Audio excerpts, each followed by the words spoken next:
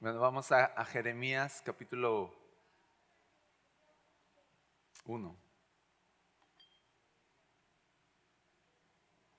Dice, verso 1. Estas son las palabras de Jeremías, hijo de Hilcías, uno de los sacerdotes de Anatot, ciudad de la tierra de Benjamín. El Señor le dio mensajes a Jeremías por primera vez durante el año 13 del reinado de Josías, hijo de Amón, rey de Judá. Los mensajes del Señor continuaron durante el reinado de Joacim, hijo de Josías, hasta el año 11 del reinado de Sedequías, otro de los hijos de Josías. En agosto de ese año, la gente de Jerusalén fue llevada cautiva.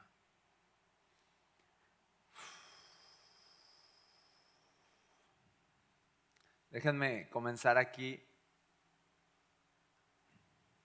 Voy a hacer más para atrás. Ahí me ven.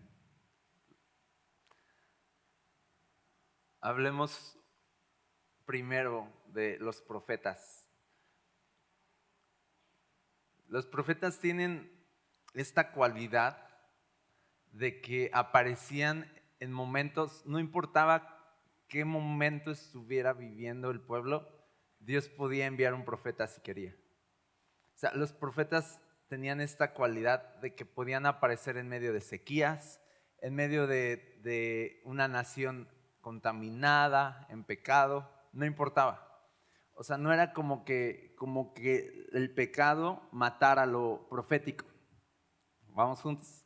O sea, el pecado, la corrupción, la indiferencia a Dios, el abandono de su palabra, o sea, eran realidades que comúnmente abrazaban al pueblo de Dios. Y entonces imagínate, no era un ambiente propicio, no era un ambiente de avivamiento, no había gente buscando a Dios. O sea, era un ambiente de ignorar el reino de Dios, ignorar la palabra de Dios. Y en medio de esos ambientes los profetas podían aparecer. Y eso nos muestra, o sea, lo profético tiene la cualidad de poder atravesar tinieblas si quiere. Lo profético tiene la cualidad de poder prevalecer en las peores sequías. El ejemplo de los ejemplos más grandes de lo profético nos los da Elías. De hecho, Elías para Dios es un referente de lo que es la voz profética. O sea, cuando Dios quiere hacer una referencia a lo profético, no menciona a Jeremías, no menciona a Isaías, menciona a Elías. Imagínate. Y de Elías ni siquiera hay un libro, ¿verdad? O sea, pero Elías, y luego Juan el Bautista dice, de entre los profetas que ha habido, ninguno es mayor que Juan el Bautista, tampoco tiene el libro. ¿Ok? ¿Y Juan el Bautista en qué espíritu operó? En el espíritu de Elías. Entonces Juan el Bautista era una voz profética en medio de ¿qué? ¿Te acuerdas? Del desierto. Elías fue una voz profética en medio de la sequía. ¿Te acuerdas? Hubo una sequía tan grande en Israel y la voz profética prevaleció. De hecho, la voz profética reinó.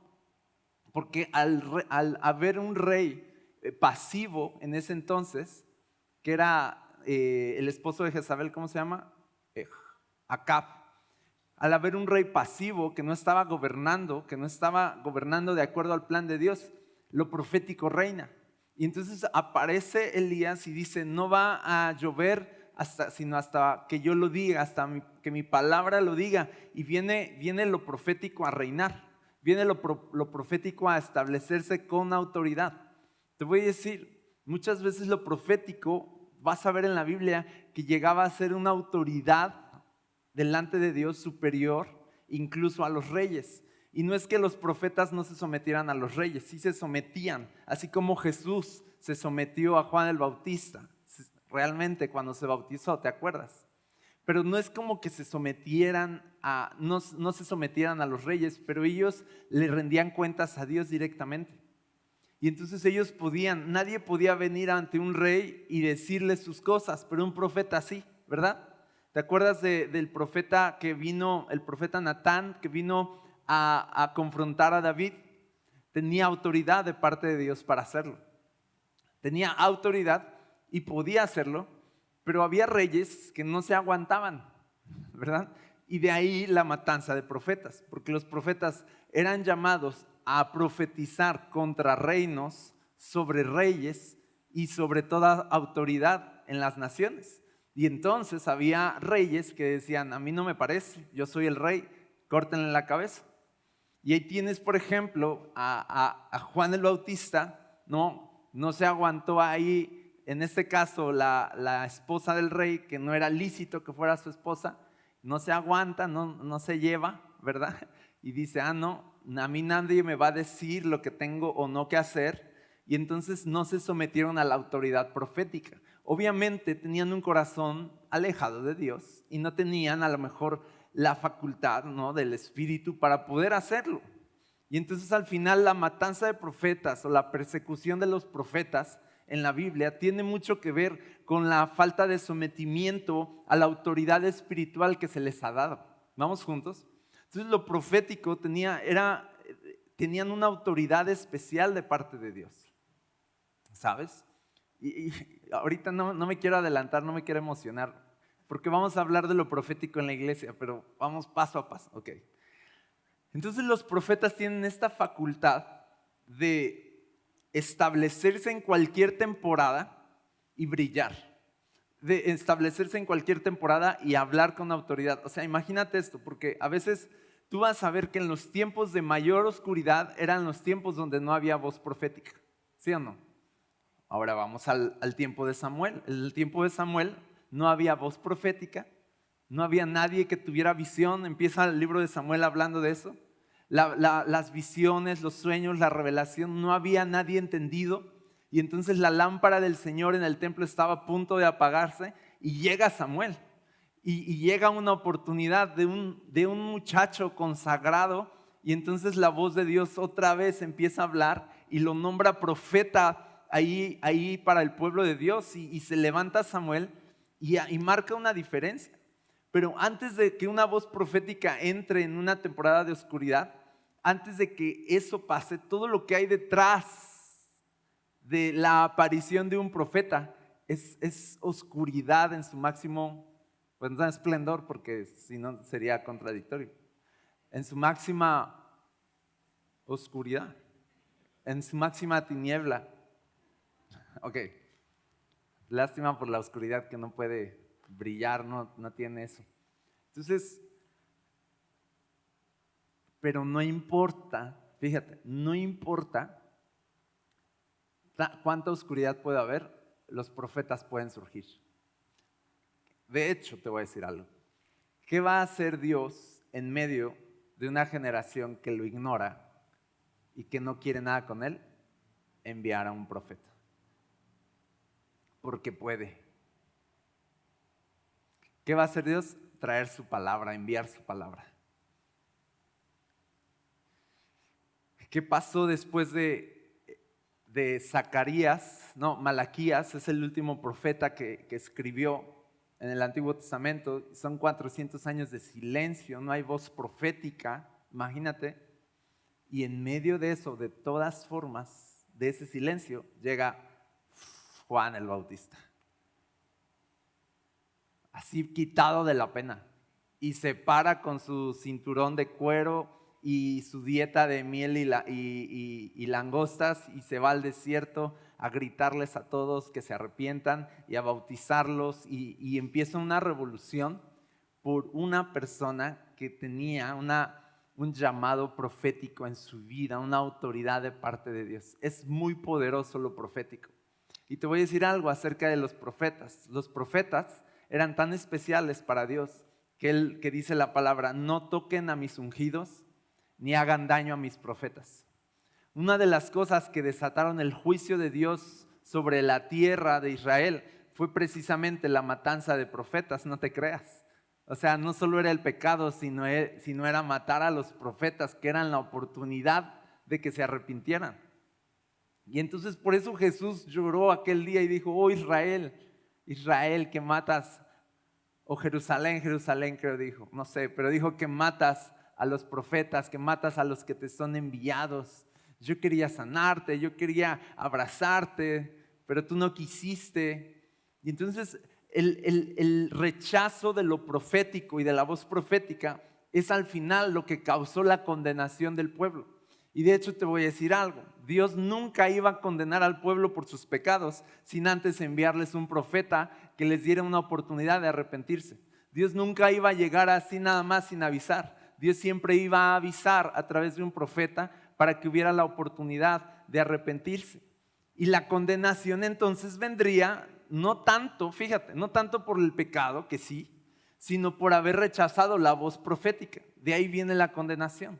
Jesús lo aclaró cuando dijo, la condenación consiste en que la luz vino al mundo, pero la gente amó más las tinieblas que la luz. Entonces la condenación del mundo tiene que ver absolutamente con el rechazo a la voz de Dios. ¿Sabes por qué el mundo va a entrar en juicio en el día final? Porque rechazaron al Hijo de Dios. Solamente por eso. Sí, sus obras eran malas. Sí, sus pecados, pero dice la Biblia, pero la condenación es de que vino la luz al mundo y no quisieron venir a la luz porque sus obras eran malas y permanecieron en sus pecados. Pero el gran problema no eran sus pecados, los pecados podían ser perdonados en la sangre de Jesús. El gran problema es que rechazaron la sangre de Jesús y que rechazaron la máxima voz profética que ha habido en la tierra, que es la voz de Jesús. Hebreos empieza diciendo, Dios habiendo hablado de muchas formas, ¿te acuerdas? En estos postreros días nos ha hablado a través del Hijo. Y quiere decir esto, que si tú rechazas al Hijo, a lo mejor rechazaste a Elías, rechazaste a Jeremías, rechazas a Isaías, a Ezequiel, a Daniel, a Oseas, Joel, Amós, Abdías, Jonás, Miqueas, no es cierto. A lo mejor rechazaste a todos esos y después de todo viene de todas formas la última oportunidad, viene Jesús. Pero si tú rechazas a Jesús ya no tienes ninguna oportunidad. Rechazar al Hijo de Dios es la máxima condenación. Después de Jesús ya no hay otro, ya no hay otra voz. Ya Dios ya no va a hablar. Ya no hay más. Después de Jesús ya no hay más. Por eso Jesús les contó esta parábola a los fariseos de aquel hombre que se fue lejos y dejó a su cargo a algunas personas y envió a alguien para que le rindieran cuentas, a un siervo. Y las personas que eran malas mataron a este siervo enviado. Y luego el Señor dijo, pues les voy a enviar a otro. ¿Qué está pasando? Y le envía a otro y lo matan también. Y les envía a otro y lo matan también. Y dice, bueno, voy a enviar a mi hijo, a ver si a él sí le tienen respeto. Y lo envía y dice, este es el heredero, matémoslo. O sea, ya la hicimos, ¿no? Si matamos al heredero nos quedamos con la tierra. Cuando muera el Señor nos quedamos con la tierra. Pero entonces, imagínate eso, o sea, viene el Hijo, también lo matan, ahora ¿qué pasa? Ahora va a venir el Señor y viene el juicio. Y les va a ir muy mal, ¿verdad? A los que rechazaron al Hijo. Entonces Jesús es la máxima y la última, the ultimate prophetic voice in the world. ¿Sí o no? ¿Ya? Thank you. En español es la última, la máxima voz profética que hay en el mundo ya. Si no hacemos caso a Jesús, seremos condenados, dice la Biblia. Entonces,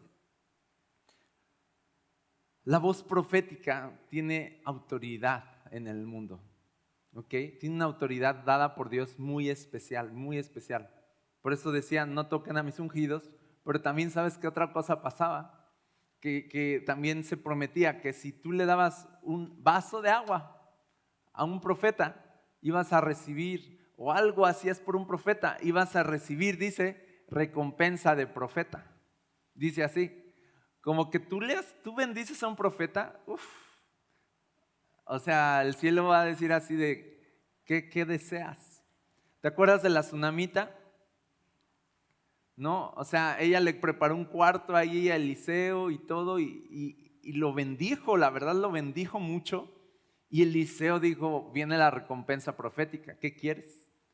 Pide lo que quieras, ¿qué necesitas? Y ni siquiera ella estaba pidiendo nada, pero el cielo indagó y insistió, pues tú pide algo. ¿Sabes? Eso es cuando tú bendices a un profeta, es así o sea, pide lo que quieras y el cielo te lo va a dar. Imagínate, ya sabes esa historia de la tsunamita.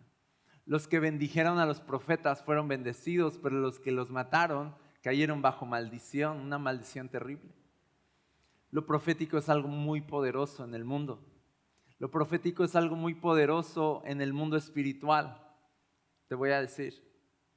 Lo profético tiene la facultad de sobrevivir en cualquier temporada. Elías sobrevivió la peor sequía, una de las peores sequías que hubo en Israel de 3 años, quitado de la pena, siendo alimentado por cuervos, por viudas. O sea, de Dios haciéndose cargo de sus profetas. Lo profético es algo muy poderoso y Dios tiene especial cuidado de sus profetas. Es algo muy especial. Entonces, lo que te estoy diciendo para puntualizar aquí es que lo profético puede aparecer en la peor temporada de una ciudad, de un país y prevalecer. ¿Y por qué va Dios a enviar lo profético en medio de temporadas de oscuridad? Porque lo profético va a traer, fíjate, va a traer su autoridad, su palabra a ese lugar y el reino de Dios se va a establecer a través de lo profético. Es como que lo profético, así como lo dice la parábola de Jesús, es como los emisarios, ¿cómo se dice? Los embajadores. Son como los embajadores, los de relaciones exteriores, ¿va? Que van a otro país y establecen ahí relaciones y se establece ahí algo. Así son los profetas, vienen, no son de este reino, pero vienen aquí a los reinos del mundo y vienen a establecer la autoridad del Señor. Entonces todo esto te lo digo para que entendamos que la voz profética, el ministerio profético, los profetas son algo de es otra cosa. ¿Sí vamos juntos? ¿Sí como que dices? ¿Sí? Ok. Entonces, aquí viene Jeremías y aparece un profeta en Israel y dice que el verso 4, vamos a ver cómo llama Dios a Jeremías y cómo activa a Dios a un profeta. Chécate. Dice, el Señor me dio el siguiente mensaje. Te conocía, verso 5, ¿sí? Te conocía aún antes de haberte formado en el vientre de tu madre. Antes de que nacieras te aparté y te nombré mi profeta a las naciones. Ahora, esto de profeta a las naciones es una palabra que estuvo muy de moda, digamos, recibir en mis tiempos. Como que alguien te daba una palabra y te decía, profeta a las naciones. Y era algo así, tú pensabas me van a invitar a congresos en Brasil, en Canadá, ¿no? En España, en Italia, ¿verdad? O sea, tú pensabas así, profeta a las naciones, me van a invitar a congresos, ¿verdad? Voy a predicar en otros países. Eso pensabas, ¿no? Entonces, déjenme aclararles un poquito qué significa profeta a las naciones y también decirles que si tú recibiste alguna vez una palabra de profeta a las naciones, es muy probable que sea cierta. No estoy aquí para descalificar eso, sino para afirmarlo, porque vienen tiempos donde las voces proféticas van a ser necesarias y se van a levantar en todas las naciones. Y tú puedes ver ahorita cómo más fácil las voces de la iglesia están llegando a otras naciones sin necesidad de viajar. Así que bien facilito, y tú querías viajar, pero a lo mejor desde las redes nada más así el Señor va a cumplir su palabra y tú, no, tú querías tu visa, tú querías ir y tomarte fotos, turistear, pero el Señor te va a decir, no, desde aquí, desde el desierto vas a profetizar a las naciones. Y te voy a decir también que otra cosa, ser un profeta a las naciones en realidad tiene mucho que ver con lo que tú las responsabilidades que tú vas a tener al orar, al interceder y al hablar la palabra de Dios sobre tu ciudad, sobre tu país y a lo mejor sobre otras naciones, ¿ok? Los profetas no necesariamente iban a las otras naciones, pero sí hablaban palabras que establecían la justicia de Dios sobre esas naciones. Tú vas a ver, si has leído Jeremías, si has leído Ezequiel, si has leído todos estos profetas, no solo profetizaban a Israel o a Judá, también profetizaban sobre Egipto, sobre Edom, sobre otras naciones, ¿sí o no? Sobre Siria, sobre Babilonia, y establecían el juicio de Dios y decían, a ver, Babilonia, viene esto sobre ti, arrepiéntete. A ver, Edom, esto, pum, pum, pum, pum, pum, Egipto, pum, pum, pum, pum, pum, así. Y proclamaban la palabra quedaba como una advertencia y entonces ya no había excusa para que entonces dijeran, Dios no nos avisó. Después de que viene la voz profética, si la voz profética es ignorada, lo que después viene es el juicio. ¿Ok? Déjenme aclararles esto, ustedes capten ahí. La voz profética, tú vas a ver muchas veces, venía con condenación, ¿sí? Decía, Egipto, pum, va a pasar esto, malo, malo, malo, malo, va a pasar esto, malo, malo, malo, malo.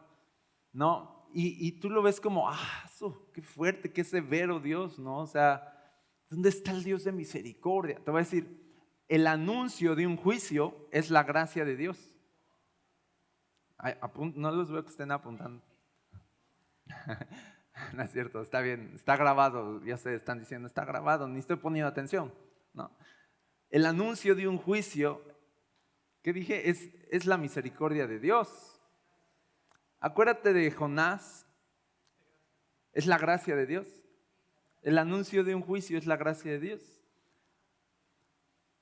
Acuérdate de Jonás enviado a Nínive. ¿Y a qué va a Nínive? ¿A anunciar qué? Juicio. ¿Y luego qué pasó? Dios tuvo gracia. ¿Por qué? Porque se arrepintieron. Porque el anuncio de ese juicio les dio la oportunidad de arrepentirse. Así que cuando Dios avisa, viene juicio, es una oportunidad previa que te está dando para que respondas a Él. Apocalipsis es el anuncio del gran juicio final, pero no es como para que lo pensemos como algo definitivo para todos, sino es el aviso del juicio final como una oportunidad a lo largo de las eras para que las naciones se arrepientan. ¿Vamos juntos? Y por eso un profeta que era nombrado profeta a las naciones regularmente va a anunciar juicio para provocar arrepentimiento y entonces la misericordia del Señor pudiera descender, porque si tú miras al final, Dios decía, mi deseo y mi voluntad no es destruirlos, yo quiero salvarlos, pero si no se arrepienten no hay otra opción. Ustedes van rumbo a la destrucción solitos si no responden a mis advertencias, si no responden a cuando yo les digo, cuidado, por ahí no sigas caminando en ese camino, te vas a caer. Viene algo malo si sigues así, viene destrucción si sigues así, algo malo va a pasar, no juegues con fuego, te vas a quemar. Si tú ignoras esas cosas, lo que sigue es juicio. Pero si respondes a esas cosas, ¿qué pasa? Lo que sigue es gracia, misericordia de Dios. Amén. Entonces los profetas podrían tener mala fama porque hablaban mucho juicio. ¿Pero por qué hablaban mucho juicio? Porque las naciones estaban patas para arriba. O sea, ¿qué iban a hablar? Los falsos profetas, que también lo sabía, hablaban paz, ¿verdad? Hablaban paz a las naciones, decían, todo va a estar bien, Dios lo va a hacer, Dios va acá, Dios va allá, ¿no? Y a veces hay que tener cuidado hoy en día de los falsos profetas, porque los falsos profetas pueden prometer felicidad en medio de un estilo de vida de pecado. Y los falsos profetas pueden prometer que Dios va a actuar a tu favor cuando en realidad Dios está con la espada desenvainada y está diciendo arrepiéntete. Y los falsos profetas lo que hacían era confundir al pueblo con falsas esperanzas, falsas expectativas, y al final ellos no tenían la oportunidad de darse cuenta de su error y entonces caían en el hoyo los profetas y el pueblo que los escuchó. Entonces los buenos profetas, los verdaderos profetas tenían tenían mala fama y no eran queridos, les voy a decir, porque siempre que los traían y decían, ¿qué dice el Señor? Y decían, juicio, destrucción. De ahí que Jeremías en algún punto le hizo berrinche a Dios y dice así como de, yo ya no voy a hablar, porque siempre que abro mi boca me va mal. Siempre que abro mi boca es juicio y destrucción, y eso no le gusta a la gente, ¿no? Yo ya no voy a decir mejor nada, me voy a callar, yo ya no voy a profetizar en tu nombre, porque siempre que hablo son malas noticias, ¿no? Y entonces es cuando Jeremías dice, hay un fuego encerrado en mi pecho que no me da descanso, ¿no? De ahí viene esa canción, por cierto, pero viene de Jeremías cuando dice, pero había un fuego, dice Jeremías, me gusta mucho. Sí, pero había un fuego en mí que no me daba descanso, que no me dejaba en paz y ardía dentro de mí. Y traté de contenerlo, dice, pero no pude. No pude y volvió a profetizar. Entonces, al final, los profetas tenían esa mala fama de hablar juicio. No eran queridos realmente. O sea, hoy en día podemos decir, yo quiero ser profeta. No quieres ser profeta. Porque muchas veces vas a quedar mal, muchas veces te vas a ver mal, muchas veces vas a hablar cosas que a la gente no le van a gustar y no vas a ser muy querido. Entonces no quieres ser profeta a menos que estés dispuesto a sufrir el rechazo del mundo y tener la aprobación de Dios. Y si tú quieres eso, pues bienvenidos al ministerio profético, ¿verdad? Pero si lo que quieres es gustarle a la gente, pues dedícate a otra cosa, ¿verdad? Ahora, estaba diciendo, no me estoy perdiendo. No eran muy queridos, pero en realidad estos profetas hablando juicio eran enviados por un Dios de gracia y misericordia. Tú dices, ¿dónde está el Dios de gracia y misericordia en el Antiguo Testamento? Todo el tiempo está ahí. Pero es que dice muerte, destrucción, calamidad. Así es, ahí está la gracia de Dios. Anunciando juicio para poder tener la oportunidad de extender su misericordia. Ahí está la gracia de Dios. Por eso Jesús lloró en Jerusalén, sobre Jerusalén, porque dijo, yo les envié a mis profetas porque los amaba. ¿Qué les parece? Ese es el ministerio profético. Ahora, vamos a seguir leyendo. Dice Jeremías, verso 6, oh Señor soberano, respondí, no puedo hablar por ti, soy demasiado joven. Excusas, le dice el Señor. Estoy parafraseando. Excusas, no digas, soy demasiado joven, me contestó el Señor. ¿Qué les parece eso? Y aquí aplica igual a que si tú dices, ¿sabes que yo ya estoy grande? Es lo mismito, excusas. Moisés pudo haber dicho eso, ¿va? Cuando lo llama, a los 40 años tenía Moisés y pudo haber dicho, no, yo ya, mis mejores años ya pasaron, mi rodilla ya me falla, ¿verdad? Ya no puedo cargar garrafones como antes. Pudo haber dicho cosas así, pero el Señor le habría dicho, vas a ir porque yo te envío. Ahora yo te voy a decir algo aquí, si Dios te envía, no hay excusa que valga. Si Dios te envía es porque Él te va a dar la fuerza, la provisión, la ayuda.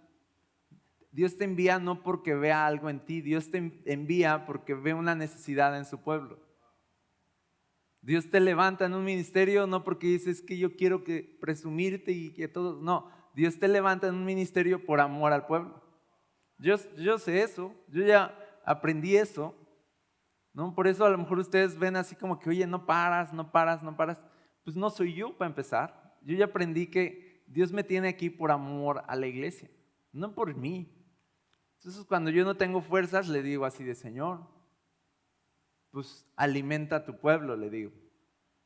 Alimenta a tu pueblo, o sea, no es hazme quedar bien, que vean que la predica estuvo chida. ¿Verdad? No es esa mi oración así de, ay Señor, que dame elocuencia y no estoy buscando el aplauso. Porque decía Pablo, si yo buscara el aplauso de la gente, pues no sería siervo de Dios y colapsaría. Entonces, como uno no quiere colapsar, porque a mí ya me pasó, por cierto, ¿no? ¿Y por qué colapsas? Porque quieres quedar bien, porque quieres hacerlo tú. Pero cuando entiendes que es por amor al pueblo, por amor a la iglesia, entonces te bajas, ¿verdad? Del pedestal y dices, yo solo soy un siervo y ya. Soy un siervo, un instrumento, siervo inútil, dice Jesús. Dice, ustedes digan, siervos inútiles somos. Entonces eso yo digo, yo soy un siervo inútil. ¿Ok? Pero solo Jesús me puede decir así, ustedes no. ¿Ok? Así de, ¿qué tal, pastor? Inútil. O sea, no quiero groserías tampoco y faltas de respeto.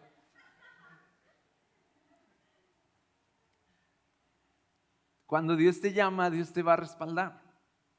Y cuando Dios te llama, no importa si eres joven, si eres grande, si tienes los recursos, si lo que sea, o la preparación, no importa. Porque Dios te llama, y esto es una frase que hay siempre ahí en redes, y que dice que Dios llama, Dios prepara a los que llama.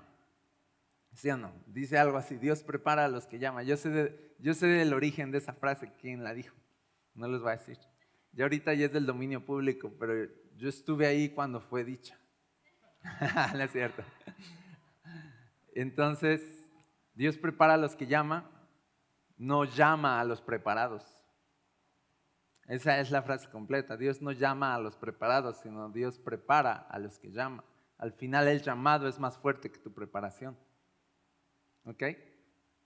Por eso Él agarró a gente del vulgo, dice, sin letras, y dijo, pero los llamo, ¡pum! Y los preparó y los envió, ¿sí o no? Y tú dices, pero Pablo sí estaba preparado. Bueno, pues como estaba preparado, su preparación salió sobrando, ¿verdad? Y le dice, sí, no me sirve tu preparación. Y Pablo dijo, ok, la tiro a la basura. Y me es todo por basura con tal de seguir tu llamada, ¿sí o no? Entonces al final eres joven, preparado, no preparado, no importa. Te voy a decir una cosa aquí, entre paréntesis. Si Dios te llama, no es, siempre yo veo esto, Dios me está llamando, me voy a meter al seminario.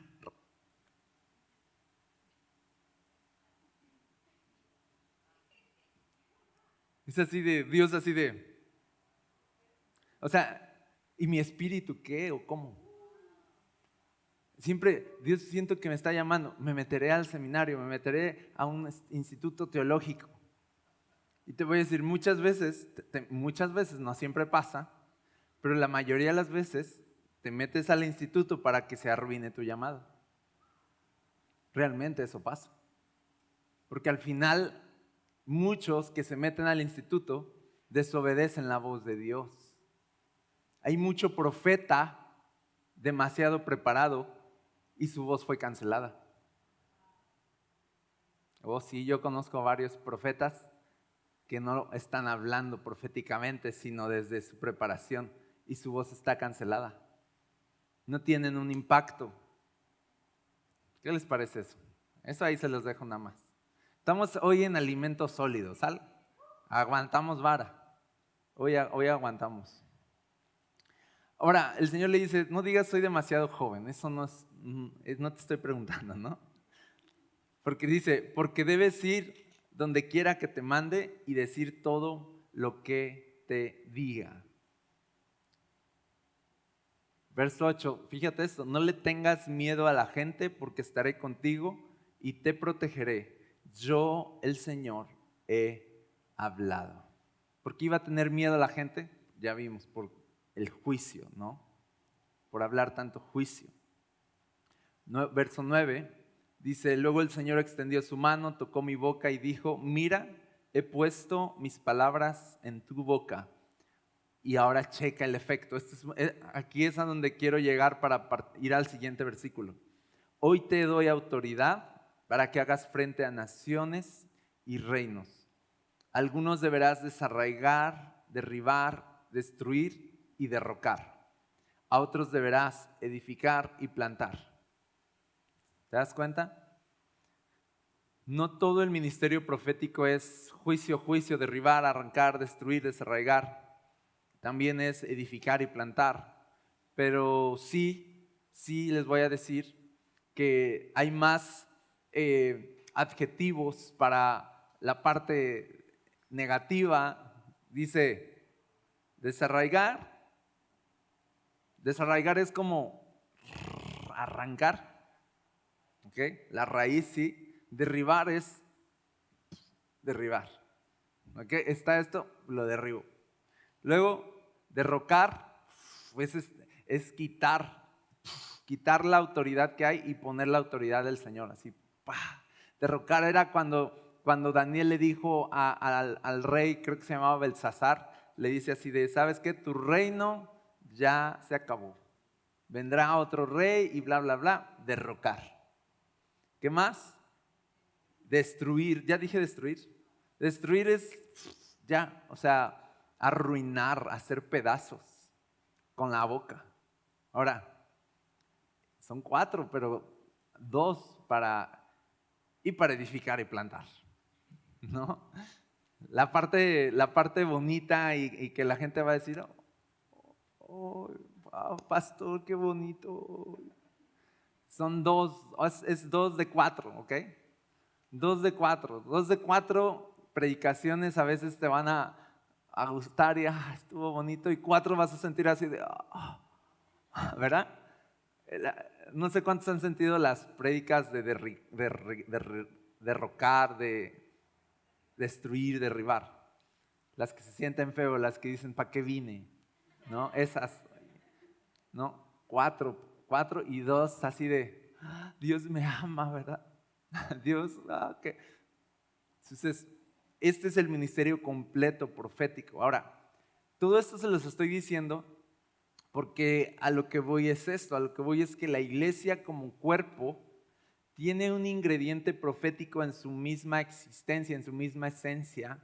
Tiene una esencia profética. Ya por existir y por el llamado que tenemos un llamado profético. Todos juntos, la iglesia, dice la Biblia, que en el último tiempo iba a volver a levantarse el profeta Elías antes de que llegue el día terrible del Señor.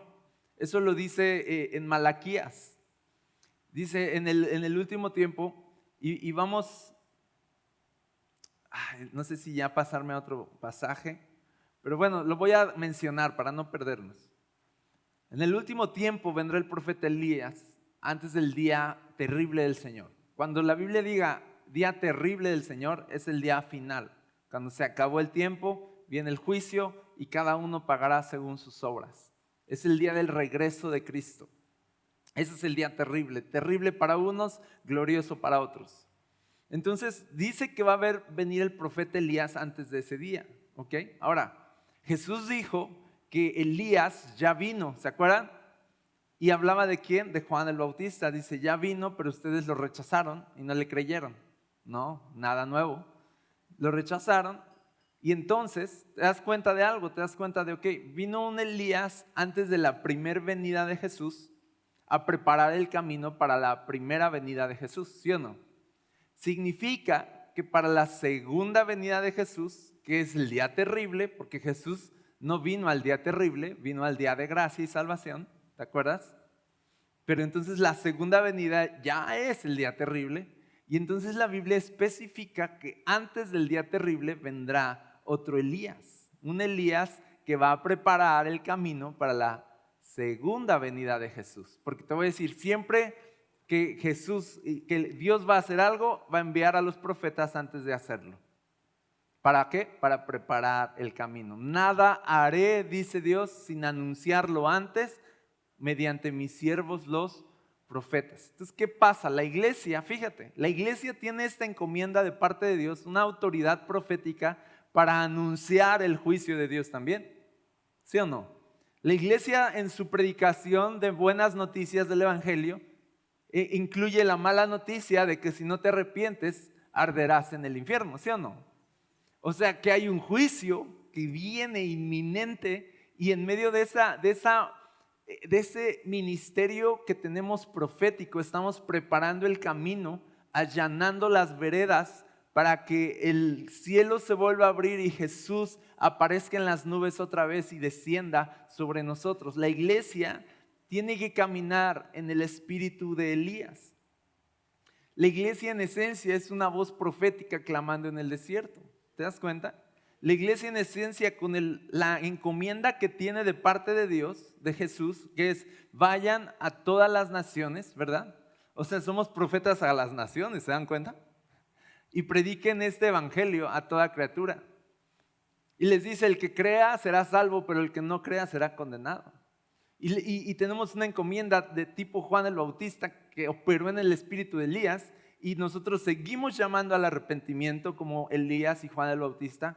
Seguimos bautizando como Juan el Bautista lo hizo, y seguimos enseñando a las personas a que obedezcan los mandamientos del Señor y sigan sus caminos.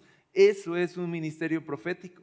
En sí, la iglesia tiene una esencia profética y nosotros somos el Elías que iba a venir antes del segundo regreso de Cristo. ¿Vamos juntos?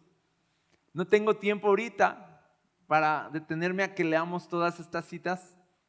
Alguna vez ya lo enseñé y por ahí han de estar los audios, no los hemos sacado, pero ahí han de estar, esperamos pronto compartírselos. Ahora, vamos a seguir un poquito leyendo el ministerio de Jeremías, porque quisiera que ahora nos interesáramos un poco más en lo que es un ministerio profético, al entender que la iglesia en su esencia tiene un llamado profético en este mundo.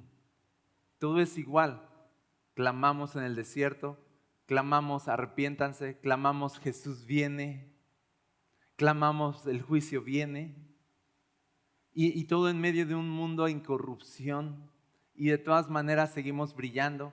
Y Jesús dice, pero yo los enviaré como ovejas en medio de lobos, igualito. Y los van a matar y los van a encarcelar. ¿Se acuerdan? Y los van a perseguir igual, como a un profeta. ¿Vamos juntos?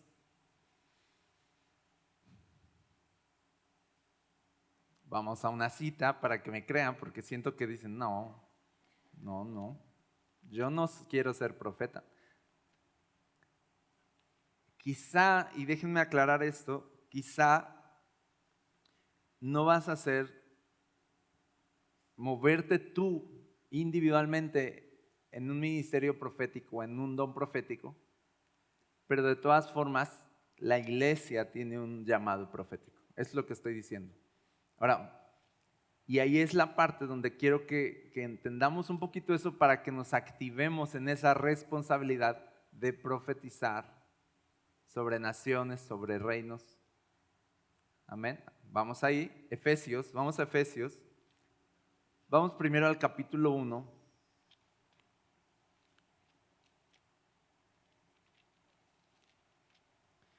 Mi propósito hoy es que entendamos que la iglesia no es una reunión, no es algo bonito a lo que yo voy los domingos, o no es una comunidad bien bonita, ¿verdad? Y que sí, ¿verdad? Que sí, hay una parte de, ay, la iglesia, oh, mira, oh, los focos, ¿no? Y, ay, la gente, y, bien lindísima, ay, el pastor es lindísimo, ¿no? O sea, nada, es cierto. Entonces, hay una parte que sí es obviamente atractiva. La iglesia tiene esta facultad de ser atractiva, pero, como un profeta, tiene su parte que no le va a gustar a las personas, porque si la iglesia fuera solo atractiva, pues las iglesias estarían pero a reventar. Pero tiene su parte que no es aceptada. Tiene su parte que es así como de, oye, Juan, oye, ponte algo decente, ¿no? O sea, ¿qué son esos cinturones de cuero y piel de camello? ¿Piel de camello o pelo de camello? Pelo de camello. Tiene su parte de que el mundo va a rechazar a la iglesia, ¿ok?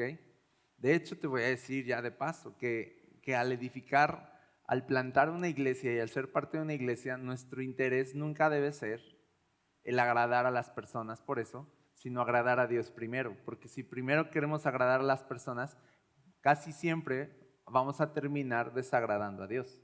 Pero si nos aseguramos que primero agradamos a Dios, entonces las personas llamadas se van a incluir a esa comunidad que agrada al Señor, ¿ok? Y las que no son llamadas van a aborrecer esto y van a decir, yo no quiero nada, pero es mejor que sea así. Es mejor que se dé un testimonio de lo que es la iglesia a que se pinte un retrato de una iglesia así demasiado romántica y demasiado adecuada al gusto social y cultural, y al final no haya poder para salvación, no haya arrepentimiento y seamos como los falsos profetas diciendo paz y prosperidad. Y la gente va a decir, pero se van a perder. Al final tenemos una responsabilidad de agradar a Dios primero, de responderle a Él, y desde ese corazón que dice, tú vas primero, esta es tu casa, esta es tu iglesia, la adoración es para ti, no para la gente. Oye, es que ayer la adoración estuvo muy larga y la gente pues le dolían los pies y es así de, pues no es para la gente la adoración. ¿Sí o no? Pero es que la gente también dice así, o sea, la gente tiene que ver la pasión de la iglesia por Jesús. Y si nos ven a capas guatos y así van a decir, pues, ¿en dónde está su Dios o cómo? O sea, ¿a quién? O sea, así de grande es su Dios, ¿verdad? Pero si nos ven ardiendo y diciendo, quiero quemar, van a decir así de, esto es en serio. Ahora, déjenme decirles también aquí que lo estamos viendo cómo estamos buscando adorar a Dios primero, ¿verdad? Y darle a Él su lugar. Y yo estoy viendo esto, personas así de cero, de nada, llegan aquí, ven lo que está pasando, como dice Pablo, dice, llega y los ven profetizar, ¿no? Y su corazón va a quedar al desnudo y va a decir, Dios está aquí. Y está pasando que personas, al final, dicen sí a Jesús por ver el testimonio de la iglesia y poder ver el Espíritu Santo moviéndose. Y se activan, ¡pum!, en el Espíritu Santo así, de cero, no de cuna cristiana. De cuna cristiana, es otro proceso. Los de cuna cristiana y llegan de cuna cristiana a querer reintegrarse a la iglesia y es así de, necesitan una remojada así. No, o sea, doble y ciclo de lavado intenso, ¿no? Y manchas difíciles, así, o sea, algo así fuerte para que, ¿no? Llegan con muchas defensas, llegan con muchas opiniones, llegan con tantas, en el corazón tanta posición, pero alguien que viene de cero dice, ok, esto es la iglesia, ok, me gusta, ¿no? Y eso es lo que está pasando. Eso es lo que está pasando. Muchos que están integrándose y de cero, pum, y empiezan a aventajar a los que llevan años. ¿Verdad que sí? Solo les doy ese testimonio. Está pasando. Entonces la iglesia está llamada a vivir en un ministerio profético. Vamos a Efesios 1 y leer un poquito aquí.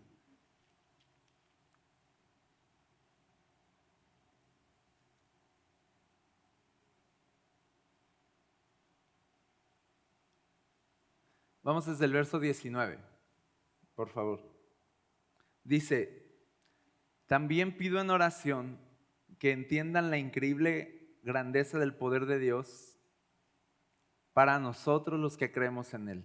Es el mismo gran poder que levantó a Cristo de los muertos y lo sentó en el lugar de honor a la derecha de Dios en los lugares celestiales.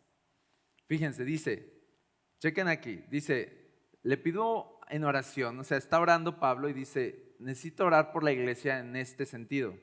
No dice, le pido en oración para que les vaya bien en su negocio, para que les pido en oración que, ¿verdad? No, dice, le pido en oración que entiendan la increíble grandeza del poder de Dios para nosotros los que creemos en Él. Está diciendo, como que entiendan a lo que tienen acceso ahora que creen en Jesús. Como que entiendan de ahora que creo en Jesús no es de, bueno, pues ya soy cristiano, tengo Biblia, canto alabanzas, voy a la iglesia y es así de, sí, pero no es eso.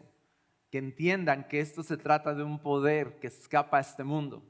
Creer en Jesús. Creer en Jesús es tener acceso al mismo poder, y es ahí donde dice, verso 20, es el mismo gran poder que levantó a Cristo de los muertos, y no solo lo levantó de los muertos, sino que también lo sentó en el lugar de honor a la derecha de Dios en los lugares celestiales.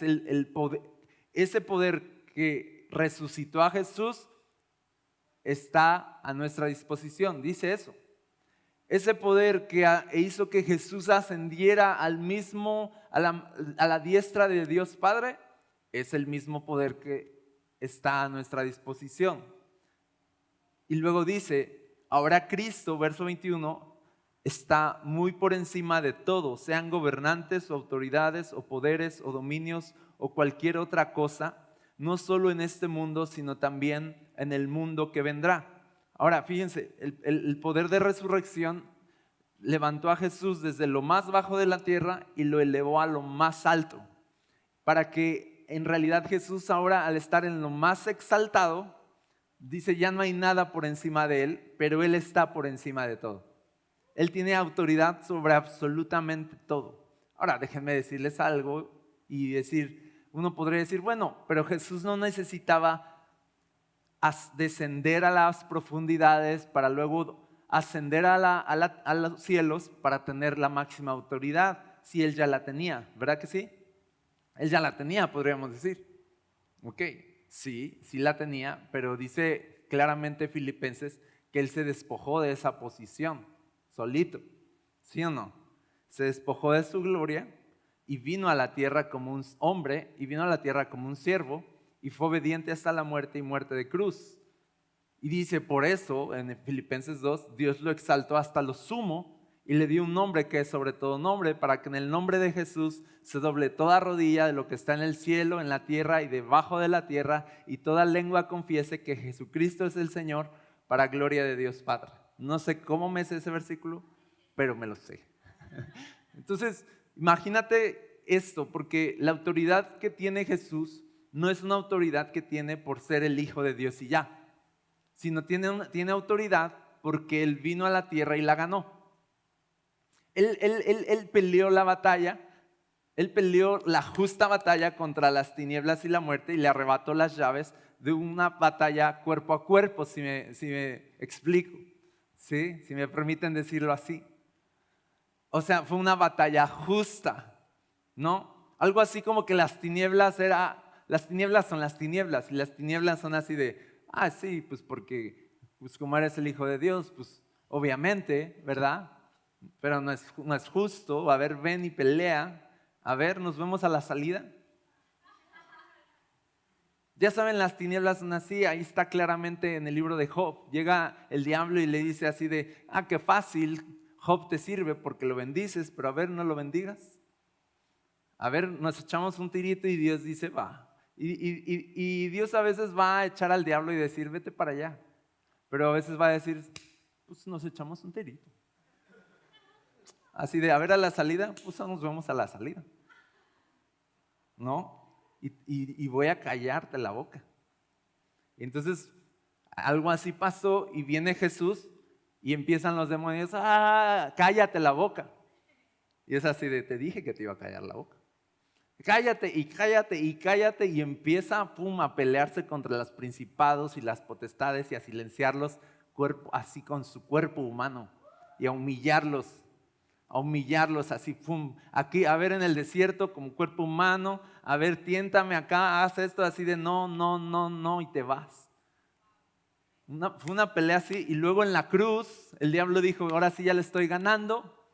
Y Jesús dijo así de, con permiso, no me estás ganando, vengan las llaves. Y ahora fue humillado públicamente el diablo, donde Jesús se supone que iba a ser humillado. El que fue humillado fue el diablo. Amén. Es la historia de Esther, cuando Amán quería humillar a Mardoqueo y aquí lo vamos a matar y colgar públicamente. Y entonces le voltean todo y al final el que acabó ahí humillado fue Amán. ¿Se llamaba Amán? Esa es la cruz. O sea, el que quería humillar salió humillado, el que quería avergonzar salió avergonzado, el que quería ganar acabó perdiendo. Esa es la cruz. Entonces Jesús tuvo una pelea justa, una pelea limpia y ganó autoridad. Tú vas a ver que en la adoración celestial del último tiempo en Apocalipsis se adora a Jesús no por ser el Hijo de Dios, se adora a Jesús por ser el Cordero de Dios que fue inmolado. Y dice, Él es digno. ¿Quién es digno de abrir el libro, de desatar sus sellos? Y dice, no hubo nadie digno, pero apareció Jesús, ¿verdad? Y no dicen, Jesús sí es digno porque Él es el hijo del patrón. No, dice, aquí está Jesús. Él es digno porque con su sangre, no es digno por nada más, porque con su sangre nos ha redimido para Dios. Por eso es digno.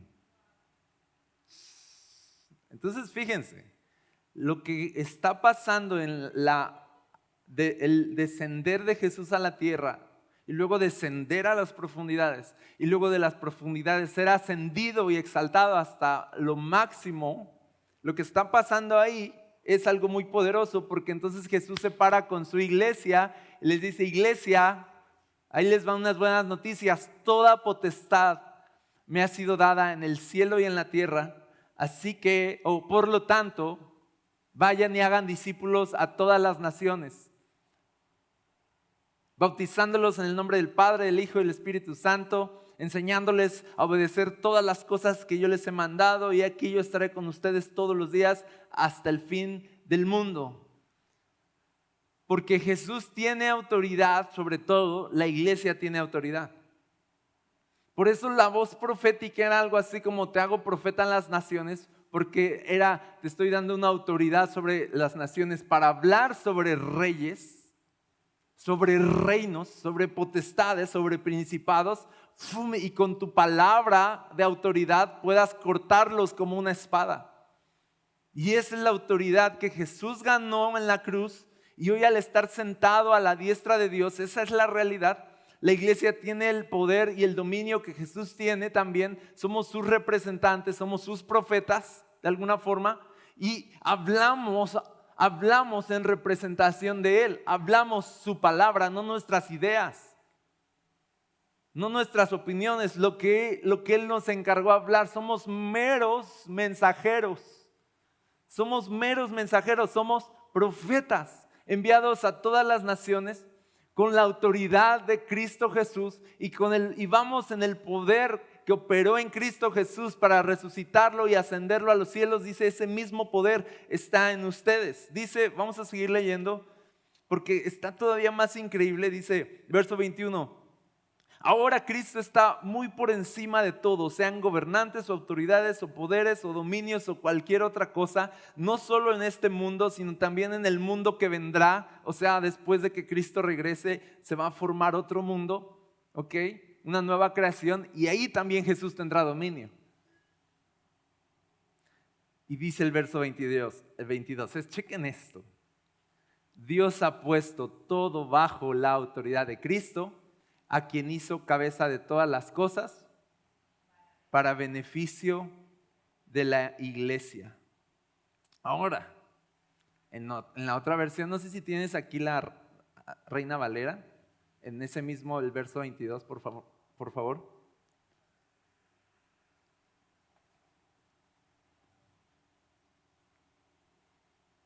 Dice, y sometió todas las cosas bajo sus pies, y lo dio por cabeza sobre todas las cosas a la iglesia, verso 23, la cual es su cuerpo, la plenitud de aquel que todo lo llena en todo. La iglesia no es un lugarcito con jardín y foquitos para ir a pasarla bien un día, ¿verdad? La iglesia tiene una responsabilidad porque le ha sido otorgado un gran poder, y todo gran poder, ¿verdad?, conlleva una gran responsabilidad, y lo digo, y sí, es muy adecuado decirlo porque de verdad tenemos una responsabilidad. Mi responsabilidad no es venir, reunirme y salir bien librado en la vida. Tengo la responsabilidad de cumplir con la misión de Jesús y y poder usar todo el poder, poder acceder a todo el poder que nos ha sido dado por medio de Cristo y tomar la autoridad que tenemos por medio de Cristo para invadir este mundo. Ese es nuestro llamado. Ese es nuestro llamado. Lo normal en una iglesia es entonces que la iglesia tome la autoridad que le ha sido dada para hacer discípulos en todas las naciones, para tomar sus ciudades, para tomar sus países, para enviar misioneros a otras naciones, para comunicar el mensaje en otros idiomas, para ver cómo le hace, pero para que el reino de Cristo y la autoridad de Cristo se establezca en este mundo. ¿Vamos juntos? Entonces la iglesia tiene esta autoridad y tiene entonces esta responsabilidad. Quiero que hoy nos quede claro que tenemos una responsabilidad. Ser la iglesia es eso. Tener un llamado y tener una responsabilidad. Vamos ahora al capítulo 3 de Efesios también, capítulo 3, verso 8. Dice: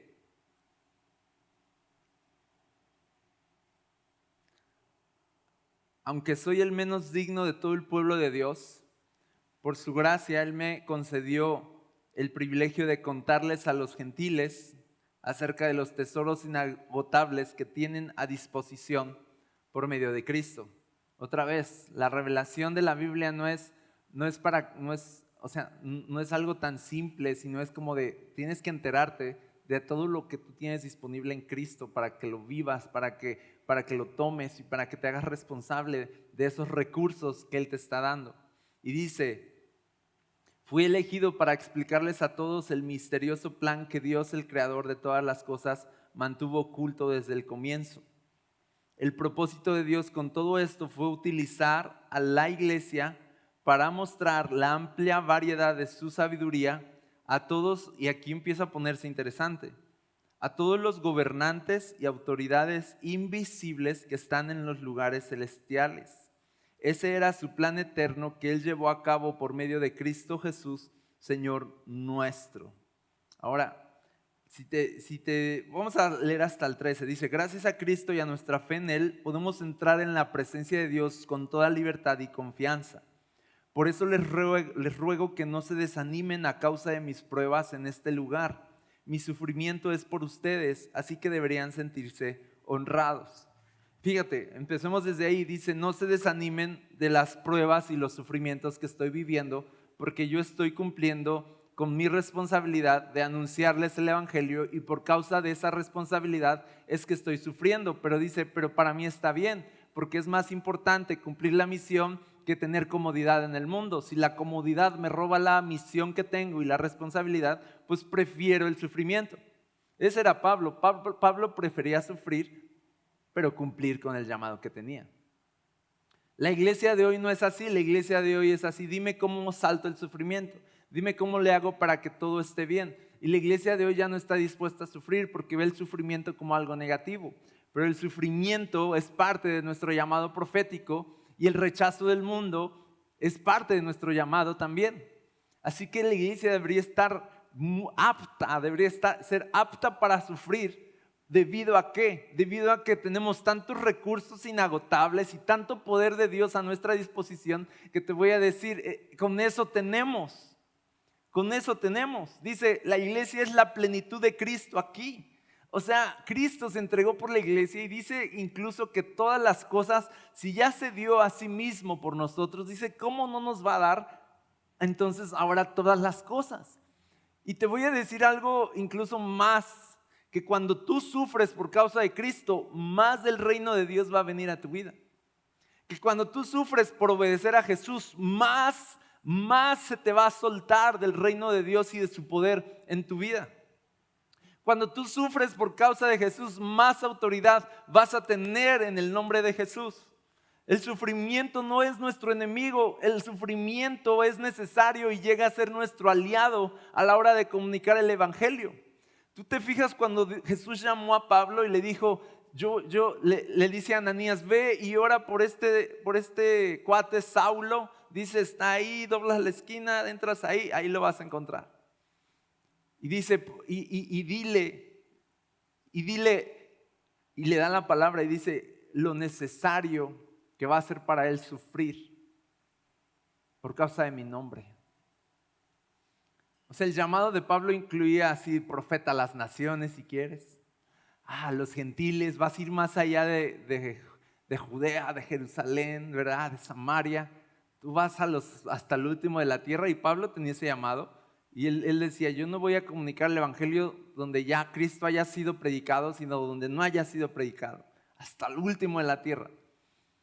Y entonces, pero incluía, y vas a sufrir mientras haces esa misión, pero es necesario que sufras. Y yo te voy a decir, ¿nos gustan las cartas de Pablo?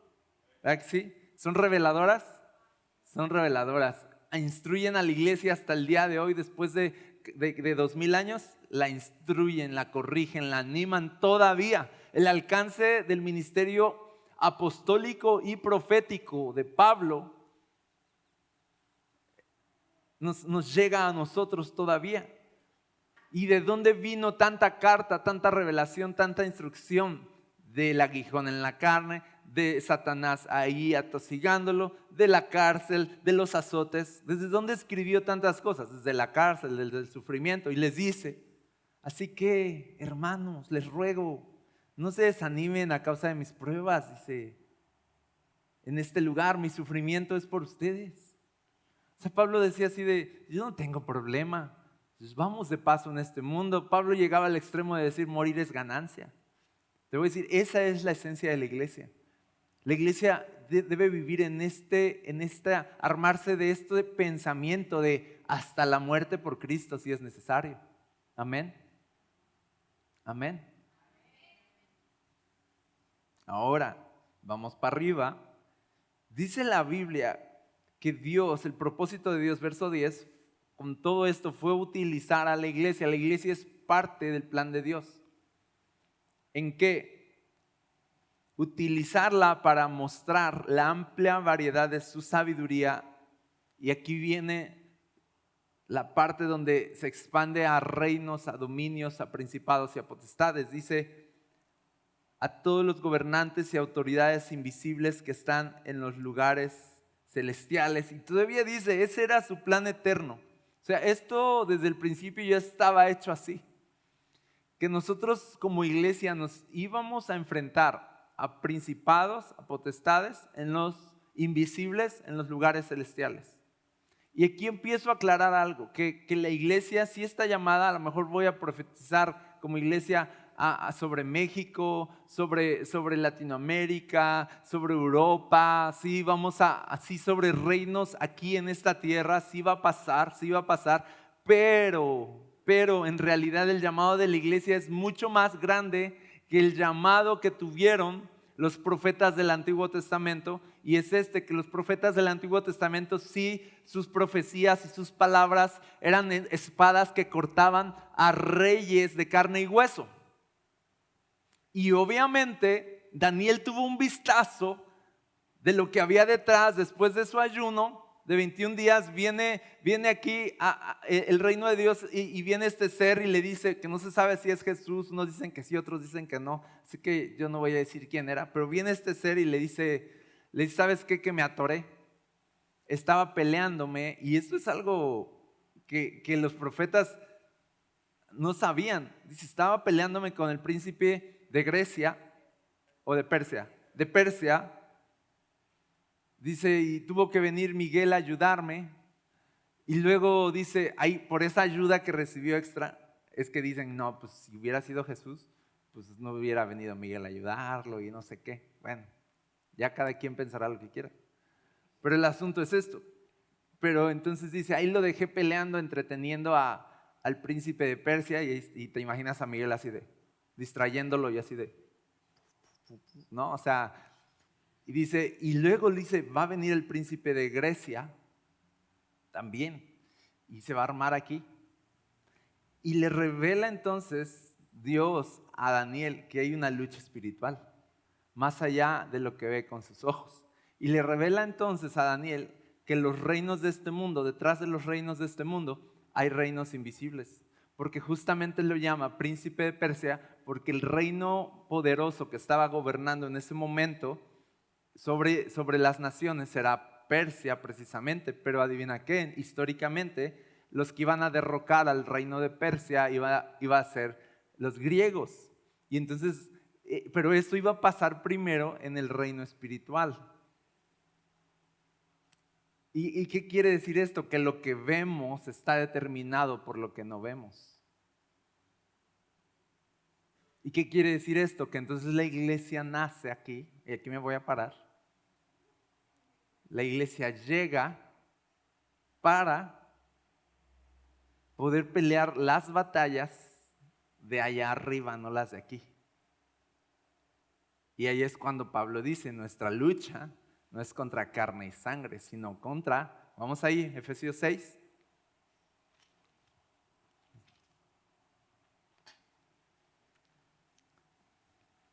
Verso 12 dice, pues no luchamos contra enemigos de carne y hueso, sino contra gobernadores malignos y autoridades del mundo invisible, contra fuerzas poderosas de este mundo tenebroso y contra espíritus malignos de los lugares celestiales. Nosotros tenemos un llamado a pelearnos con cosas que no vemos. Y tú dirás, está más difícil. ¿Me estoy saliendo del cuadro al pararme? ¿Sí? Bueno, me siento. Bueno, ok. Tú dirás, está más difícil, prefiero pelearme con el vecino porque me cae mal que pelearme contra el espíritu que lo tiene poseído, ¿verdad? Prefiero gritarle al vecino porque me gritó a orar porque el diablo lo suelte, ¿verdad? Y nosotros estamos más como habituados a la pelea cuerpo a cuerpo, carne a carne, hueso a hueso, sangre a sangre, pero estamos llamados a una pelea espiritual. Y esa pelea espiritual a la que estamos llamados, Dios nos ha dado autoridad sobre todos esos principados, gobernadores, y somos como Jeremías aquí. Somos como este Jeremías jovencito, inexperto si quieres. ¿Verdad que sí? ¿Cuántos dicen, a ver, peléate con principados, potestades? Y tú dices, claro que sí. Sí, yo nací para esto. O sea, tú dices, ¿y cómo le hago, verdad? O sea, podríamos decirle al Señor así de, no, Señor, o sea, envía a otro, o sea, yo ni sé eso. Yo quiero ir a la iglesia, portarme bien, ¿verdad? Yo quería solo portarme bien y pasarla bien en la iglesia, tomarme un latte, ser cristiano y poder decir, soy cristiano. Y ahora resulta que tengo la misión de pelearme contra principados, potestades y gobernadores en los lugares celestiales, para que al pelearme contra esas potestades yo pueda invadir aquí terrenalmente el mundo con la predicación del evangelio, y la predicación del evangelio tenga un efecto transformador y salve a las personas y podamos hacer discípulos a las personas. Les voy a decir, lo que actualmente se opone a la predicación del evangelio son los principados y las potestades. Si lo supiéramos, dejaríamos de hacer letreros de esos que dicen sonríe, ya es domingo. En verdad, hoy lo veía, yo lo estaba limpiando y dije, cuando no sabíamos orar, ¿verdad? Así lo estaba haciendo, así, es cuando no sabíamos orar y teníamos que hacer estrategias humanas, ¿verdad? Porque la iglesia, si entendiera que su lucha es contra principados y potestades, se olvida de las estrategias humanas y con oración, con ayuno, con intercesión y con adoración va a invadir las tinieblas sin estrategias humanas y quitada de la pena. Y va a venir y a despojar a las autoridades y a exhibirlas públicamente en el nombre de Jesús. La iglesia tiene esa autoridad, pero, dice Pablo, pero luego no lo saben, dice. Luego no tienen idea, por eso yo fui llamado, dice Pablo, para informarles a todos que tienen esa autoridad y se pueden pelear contra los principados y las autoridades. Y les voy a decir, el diablo no quiere que sepas que tienes esa autoridad. El diablo quiere que vengas, cantes cancioncitas y pienses así de, hoy la alabanza no sentí. o lo que sea, y es así. El diablo quiere que pienses que todo esto se trata de ti y de lo que sientes. El diablo quiere eso. Quiere que estés distraído y enfocado en ti mismo. El diablo quiere eso para que no tomes tu papel como iglesia y te enteres que si tú tomas la autoridad, la espada de la palabra de Dios y empiezas a cortar y empiezas a usar la oración no para tú sentirte bien, sino para invadirte las tinieblas, entonces él va a empezar a tener problemas. El diablo quiere que pienses que la adoración se trata de qué cosas sientes tú.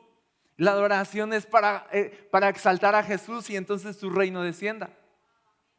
Entonces yo no me paro aquí empieza la adoración y yo así de, ay, pues hoy no siento, hoy no es así de, no es que sienta, es que tengo una responsabilidad de plantarme aquí y empezar a decir que venga tu reino, haz tu voluntad, y ese es un problema para las tinieblas.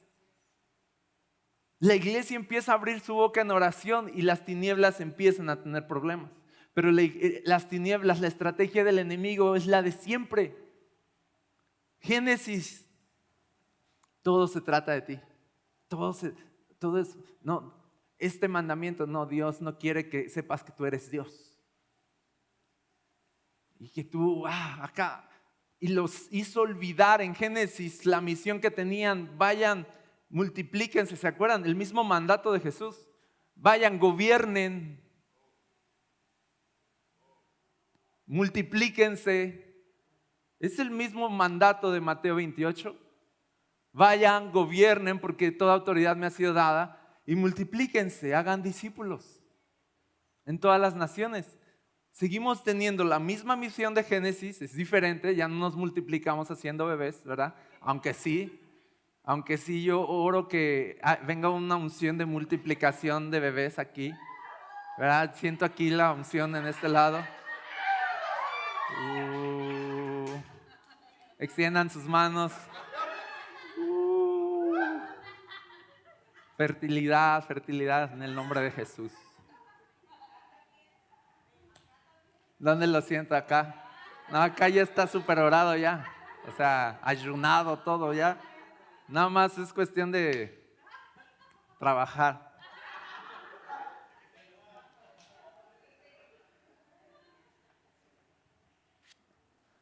Pero tenemos el mismo llamado, el mismo mandato del Señor de multiplicación y gobierno, pero ahora como iglesia. Y la misma estrategia. Esto se trata de ustedes. Y entonces nos olvidamos de la misión de alcanzar, y lo único que a la iglesia le interesa es su comodidad. No ser activada en su misión. Y Dios quiere de esta iglesia, y estamos entendiendo que Dios quiere que esta iglesia se active en la misión de orar, de adorar y de interceder. Esas son nuestras armas espirituales, las cuales son poderosas en Dios para la destrucción de fortalezas. Y te voy a decir, cuando empecemos a ganar las batallas arriba, vamos a ver los resultados abajo. No es la organización lo que necesitamos, sino la oración. No es la estrategia humana, es la unción de Dios lo que necesitamos. Eso es lo que el enemigo no quiere que sepamos, pero ya lo sabemos, ni modo. Lo sabemos y vamos a meternos a orar, a interceder y a adorar. Yo les dije, este día íbamos a hablar de intercesión. Yo creo que voy a dar este mensaje y el que sigue después de comer y ya. Pero al final vamos a empezar a poner en práctica la intercesión y nos vamos a descansar, ¿ok? Y vamos a aprender mucho de intercesión. La intercesión tiene que ver con eso. Yo les dije, vamos a hablar, voy a quitar tantito esto, vamos a hablar, ay Señor Jesús.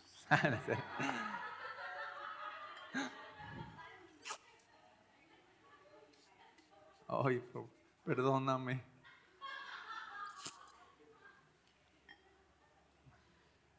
Ahora, vamos a hablar de la intercesión, pero de la intercesión profética. ¿Y por qué le llamo intercesión profética? Porque la intercesión no es solamente orar, no es solamente decir, hermanos, está pasando este problema, hermanos, Dulce está pasando por esta situación, vamos a orar por ella. Ay, sí, Señor, ay, pues por favor, qué Dulce, ¿verdad? Y que acá y que allá. Esa es una buena señal de amor.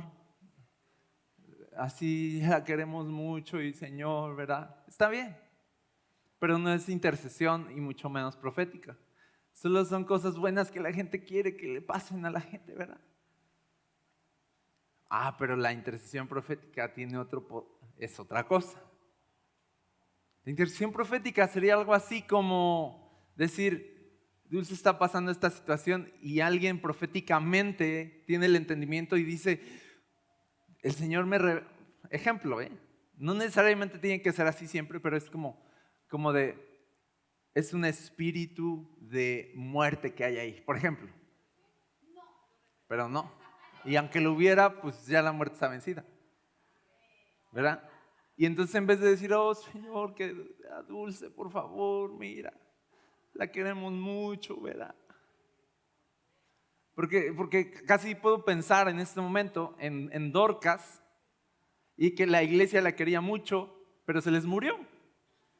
Porque la querían mucho, pero no supieron orar por ella, ¿verdad? Se les murió, ¿verdad? Y llega Pedro y dice, a ver, ¿qué onda? ¿Qué pasó? Pues se nos murió y la queremos mucho. Mira, ella tejía esto. No, así era, ¿no? Y Pedro así de, a ver, sálganse todos, les dice. Sálganse todos. Y entra Pedro y dice, o sea, no dice eso, pero es así como que va contra el espíritu de muerte. Y le dice, en el nombre de Jesús, levántate. Y el poder de resurrección actuó a través de la vida de Pedro y vio un milagro de resurrección a nivel terrenal. Porque Pedro no tuvo un bonito deseo, sino Pedro se fue y se peleó con las tinieblas. ¿Vamos juntos? Ese es otro nivel. Ese es otro nivel.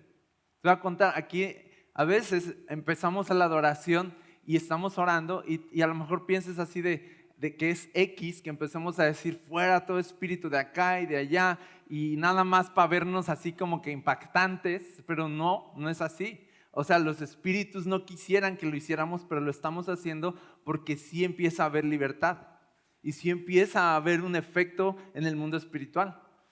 Les voy a contar un testimonio que me dieron de cómo en una reunión de domingo, hace como 2 domingos, nos pusimos a orar por los enfermos y en una de esas, ya desde el micrófono, yo dije, o sea, el Señor me reveló así, no lo dije por decir como si fuera que traigo mi lista de espíritus, ¿verdad? Espíritu de temor, huye, espíritu de maldad, huye, espíritu de pornografía. No, o sea, no traigo mi lista. It's a song in Mexico. Very funny. No, no es cierto. No, sí es. O sea, pero al final no es tener la lista y chicle y pega y a ver, no es así, no es así, no es así, no es así. Porque las tinieblas no se van a menos que tú sepas que están ahí. Porque las tinieblas solo se van cuando hay revelación. Pero mientras no hay revelación, ellas pueden seguir escondidas. ¿Ok? Entonces no es nada más ponernos aquí a parlotear, a reprender a lo loco, a ver qué pasa. Aquí es ver, ahí es la intercesión profética, cuando es una intercesión, pero es desde corazones, desde una iglesia que ve, que le es revelado y que tiene entendimiento de lo que está pasando detrás de una situación, detrás de una ciudad, detrás de un momento. ¿Ok? Entonces estábamos en la reunión y de pronto pone en mí el Espíritu Santo el echar fuera un espíritu de muerte. Y entonces yo dije así nada más, así espíritu de muerte, no sé qué dije la verdad, pero dije espíritu de muerte, vete en el nombre de Jesús. Y me dice esta persona que traía un dolor muy fuerte, que casi la estaba haciendo desmayar en la reunión, que sentía que casi ya se iba a desmayar en la reunión del dolor que traía. Pero me dice que cuando se dijo espíritu de muerte, vete, que el dolor la dejó inmediatamente y entonces pudo estar bien y el dolor no regresó más. Entonces no nos estamos parando aquí, eso es lo que quiero que entiendas. Somos la iglesia, tenemos autoridad, pero necesitamos revelación. ¿Sí o no? Pelearse con lo invisible requiere que veas, ¿verdad? Requiere que veas más allá, requiere que tengas un entendimiento más allá. Eso es pelearse con lo invisible. Pablo decía, yo no doy golpes al aire. Sino, ¿verdad que decía eso? No estoy así de, a ver si por aquí hay un espíritu y a ver si por allá, ¿verdad? Y hay chicle y pega. No. Es decir, a ver, ¿dónde está? ¿Dónde está? ¿Qué está pasando? ¿Sabes? El espíritu de muerte, muchas veces, o sea, les voy a decir, a mí, en lo personal, me ha visitado varias veces.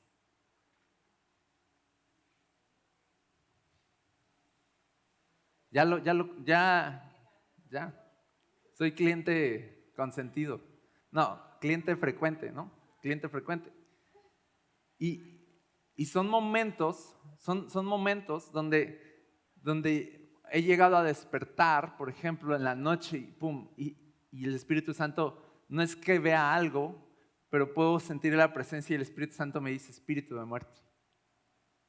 ¿No? Quieren cortarte la cabeza. ¿No? Pero cuando el Espíritu Santo te revela a tu enemigo, déjenme decirles, es porque te lo está entregando en tus manos. Es por eso, no es nada más para que te enteres del chisme, espíritu de muerte.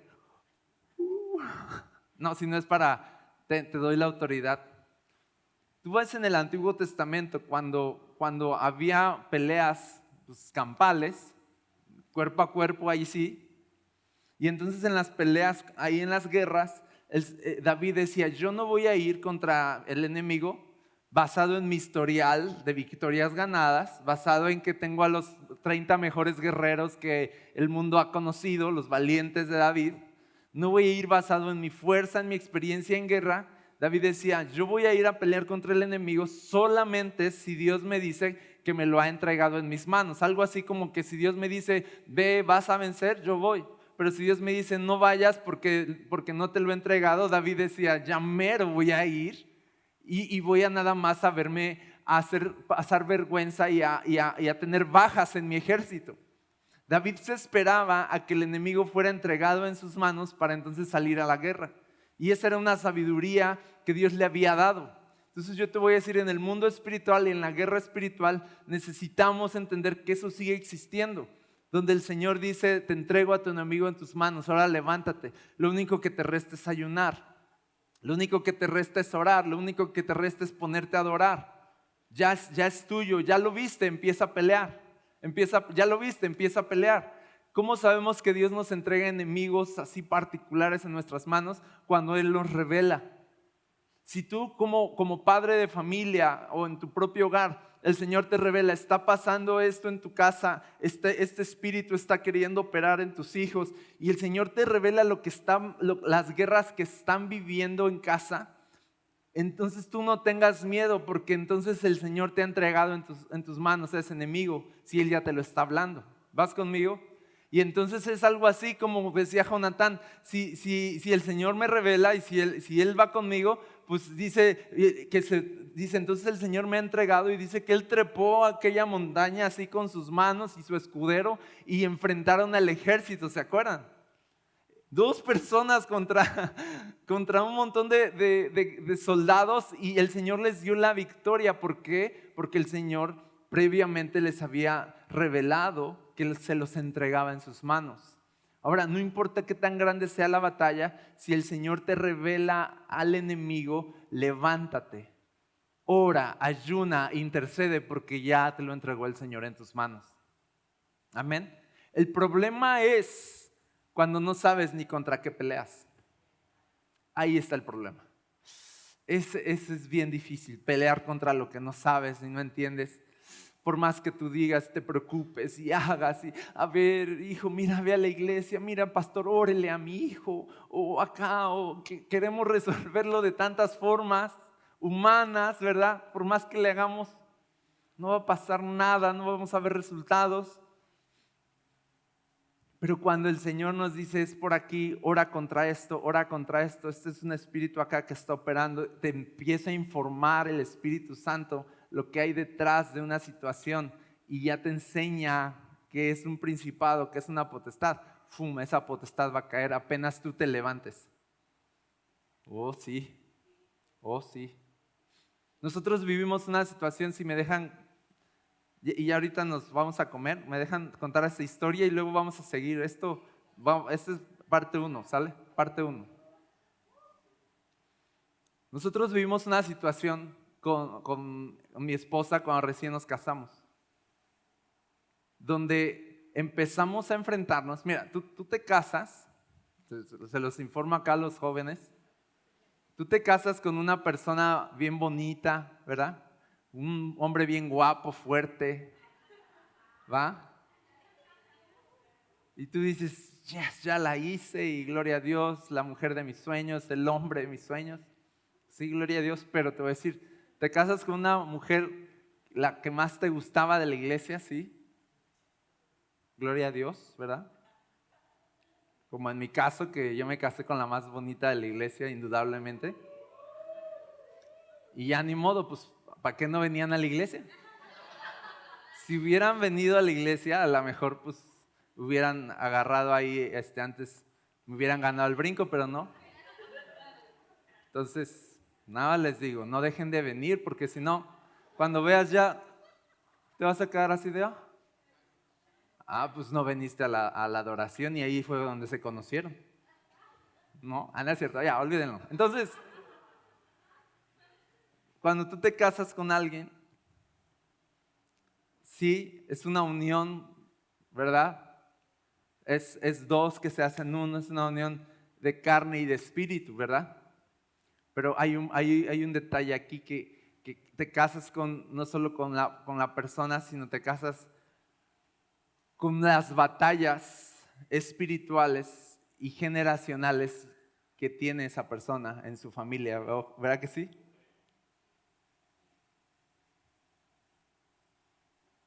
¿Verdad que sí? Los casados lo saben. De pronto estás estás ahí y dices, ¿suegra? No, o sea, no, pero déjenme una disculpa aquí. Una disculpa, pero pasa, ¿verdad que sí? Son cosas que pasan. Todos lo saben. Son normales.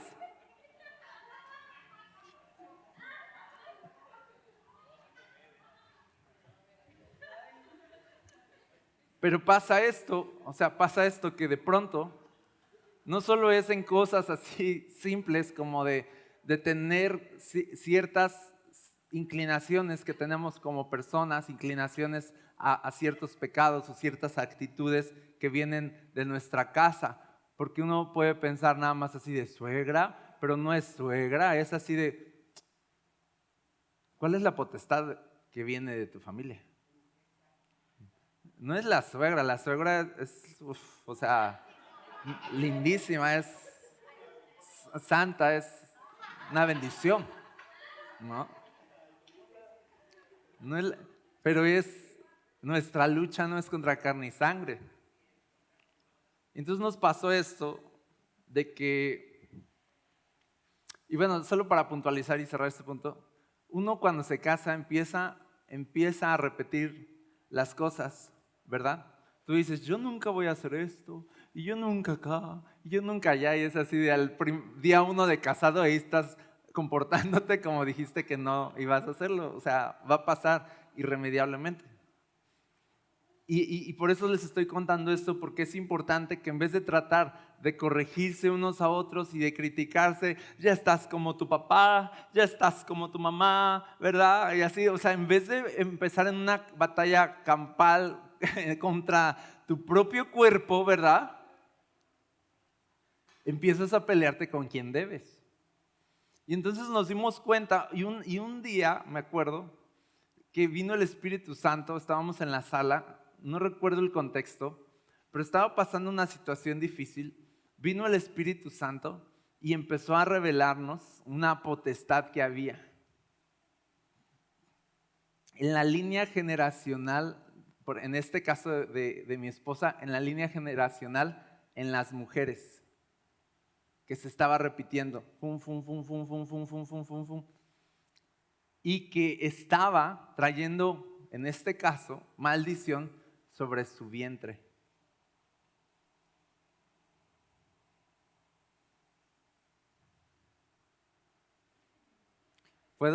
¿Sí está bien? ¿Eh?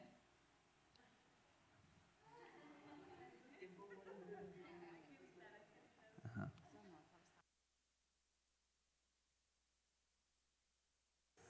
Me dijo, vas a ver en la casa. ¿No?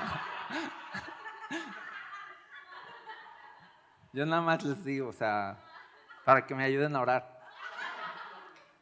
Bueno. Entonces, realmente, les voy a decir qué pasó. Ella había estado batallando con una situación precisamente en su vientre, en su capacidad de tener hijos, voy a decir sanamente. ¿Ok? Había una situación médica ahí pasando y entonces, pero eso no era el asunto a lo mejor en ese momento, sino que el asunto fue de ver atrás y vino el Espíritu Santo, nos empezó a revelar y yo empecé a orar por ella y empecé a reprender y de pronto yo vi, o sea, literal, vi a un espíritu como en su línea generacional sentado así como en un trono y así pum, como plantándose así de yo aquí soy y aquí he estado y no me voy a mover. Y yo dije, no, sí te vas a mover, porque Dios ya me mostró, ya te vi dónde estás, ya te vi dónde estás, y eso no les gusta cuando ya los ves dónde están. Un espíritu solo puede permanecer en una familia mientras nadie se dé cuenta que está ahí. Y nadie se da cuenta que está ahí y se están peleando entre ellos. Tú nunca cambias, o esto, pam, pam, pam, palazos entre todos, lucha contra carne y sangre. Y el espíritu acaba gobernando, viendo todo. Así de, o sea, los puse en contra, ¿no? Pero cuando hay alguien que un día llega así, entendido, gente que ayuna, gente que ora, muy importante, no te pelees con los espíritus sin ayuno, ¿verdad? Porque te van a mandar desnudo a tu casa. Eso está en el libro de Hechos.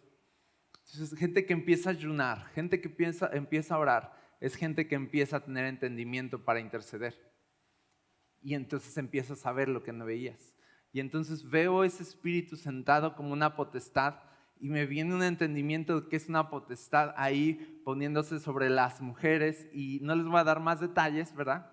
Pero empezamos a orar, pam, pam, pam, pam, pam, y yo empecé a poder percibir cómo algo se estaba simbrando. Al final de la oración, de pronto vino el Espíritu y empezó a hablar palabras sobre el vientre de mi esposa y ni siquiera estábamos orando por eso, ni siquiera estábamos intercediendo por eso o preocupados a lo mejor de más por eso en ese momento. En ese momento ese no era el asunto, era la consecuencia de algo. Y entonces de pronto viene el Espíritu y dice paz, paz, paz, y empieza a decir tu vientre y acá, y pum, y tus hijos y allá, y pum, y empieza a haber una palabra profética que es como derrocar. Las palabras proféticas derrocan, ¿verdad? Quitan a la potestad que estaba y pum, y dicen no más maldición, bendición. Derrocar. Y se planta el reino de Dios y empezamos a hablar esa palabra. Y algo empezó a cambiar en el ambiente. Y yo sé, y Dios nos hablaba que a partir de ella empezó una nueva generación ya. Y que nuestros hijos van a vivir ya una nueva realidad. Punto. Porque la maldad de los padres sobre los hijos es hasta la tercera y cuarta generación. ¿Qué significa? Que Dios no va a permitir que una potestad se establezca en una familia más de 4 generaciones. Eso es muy importante que lo sepas. ¿Ok? A veces tenemos la bendición de poder experimentar esos momentos de transición donde una temporada termina y una nueva comienza. Y a nosotros nos tocó vivir eso. A nosotros nos tocó vivir una nueva temporada. Amén. Yo te digo, no tienes por qué repetir los pecados de tus padres o caer bajo las mismas guerras que tus padres cayeron, ¿no? Y perder las mismas batallas. Si tú te levantas en el nombre de Jesús, empiezas a ayunar, empiezas a orar, empiezas a consagrarte, tu historia y la de tus generaciones va a ser muy, muy, muy diferente. Amén. ¿Y qué va a pasar? Que entonces el Señor te va a empezar a revelar contra qué te estás enfrentando y tú te vas a poder enfrentar a principados, gobernadores y los vas a derrocar. Y lo que era tu destino antes va a cambiar completamente por la voz profética. Y el Señor va a establecer una nueva palabra sobre ti. Antes el diablo quería destruirte, pero ahora yo te voy a bendecir. Y empieza un nuevo tiempo y empieza una nueva temporada. Lo que pasó después es que fuimos al doctor y su vientre estaba completamente sano. Y nos dijo el doctor, están listos para tener bebés cuando quieran. Y luego vienen personas con mi esposa y le dicen, yo soñé que tenías una hija, yo soñé que tenías una hija. Diferentes personas empiezan a venir y a afirmar la palabra, afirmar la palabra, afirmar la palabra, afirmar la palabra, porque esa es la voz profética como cercando la bendición que el Señor ya ha establecido y diciendo así como que sigue teniendo fe, sigue confiando, sigue peleando, que no caiga, no porque no lo vea significa que no está ahí. Y como a Abraham, que se le dio una promesa y él se fortaleció en fe a pesar de que no veía nada, porque así es la voz profética también. No solo no ves al enemigo invisible, no lo ves a lo mejor caer y decir, ¡ah! O sea, pero sabes que algo está pasando, ¿verdad? También las bendiciones de Dios y las promesas proféticas no siempre las vas a sentir, no siempre las vas a ver. A veces no va a tener nada de sentido lo que Dios está diciendo, pero de todas formas el Señor empieza a acercar su palabra para afirmar tu corazón y te diga, tú sigue esperando en el Señor, tú sigue confiando en lo que yo te hablé porque lo voy a cumplir y no tardaré. Así era Dios. Y el pueblo ganaba batallas porque el pueblo confiaba en las palabras proféticas, ¿sabes? Muchas cosas que el pueblo hizo en valentía fue porque confiaba en lo que Dios había hablado, no en sus propias fuerzas. Fiel es el que prometió, entonces Él lo hará. Amén. Entonces, para cerrar esta sesión, intercesión profética, son tantas cosas, pero es poder pararte a pelear contra el mundo invisible en la autoridad que Jesús ganó en la cruz y le dio esa potestad a la iglesia. Es poder tomar la potestad que nos dio Jesús, la autoridad que nos dio Jesús y poder invadir el mundo de las tinieblas para ir cumpliendo la misión que tenemos de ir por todo el mundo predicando el evangelio a toda criatura antes de que Cristo venga. Y en medio de esa misión vamos a enfrentar guerras, batallas a nivel personal, a nivel cuerpo, a nivel iglesia, pero en todas ellas tenemos la victoria asegurada si ya tenemos visualizado al enemigo. Lo que aquí nos falta entonces, iglesia, a veces es ojos abiertos, entendimiento profético para poder ver contra qué nos estamos enfrentando.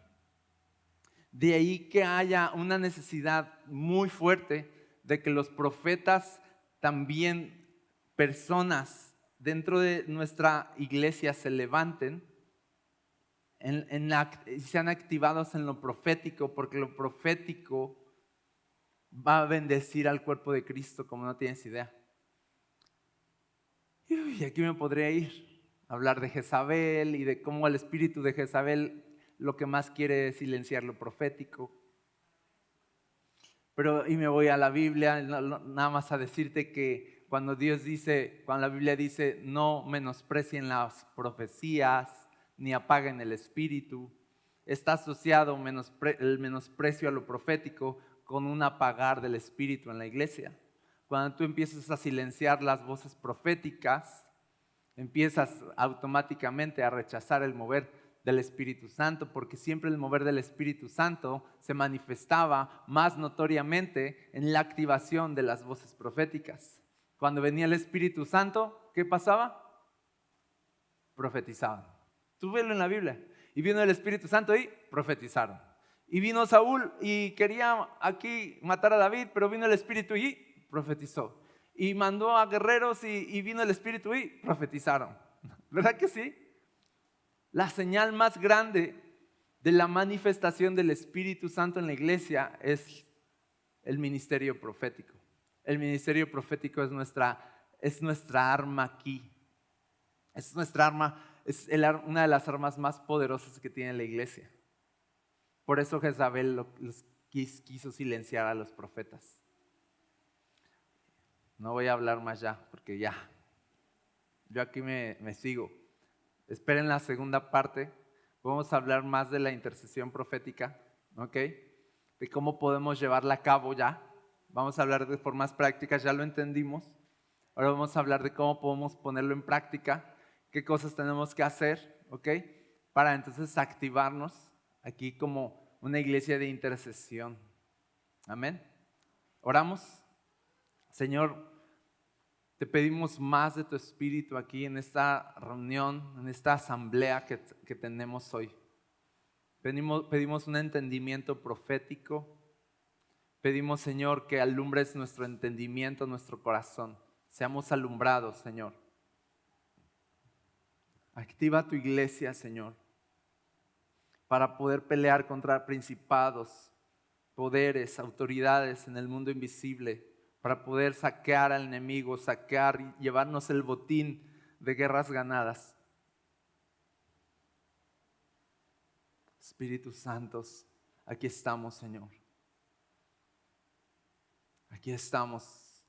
Queremos ser armas bien afiladas, arcos bien direccionados, que den en el blanco, flechas bien afiladas con arcos bien direccionados. En el nombre de Jesús.